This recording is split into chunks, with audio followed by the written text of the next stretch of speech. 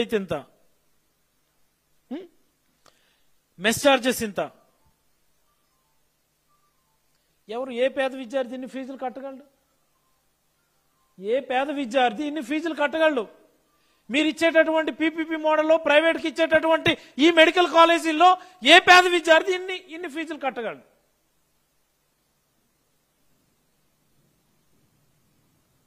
బుద్ధి లేని మంత్రులు, సిగ్గు లేని మంత్రులు, నాలెడ్జ్ లేని మంత్రులు, అవగాహన లేని మంత్రులు, కమిట్మెంట్ లేని మంత్రులు, పేదల కష్టాలు తెలియని మంత్రులు, పేద విద్యార్థులు ఇక్కడ తెలియనటువంటి మంత్రులు ఈరోజు మీడియా ముందుకు వచ్చి పీపీపీ మోడల్లో సాధారణ ప్రజలు ఎవరికి కూడా నష్టం జరగదని చెప్పి మాట్లాడుతూ ఉంటే ఎటు వెళ్తుంది ప్రభుత్వం అని నేనైతే ఆవేదనతో అడగదలుచుకున్నాను.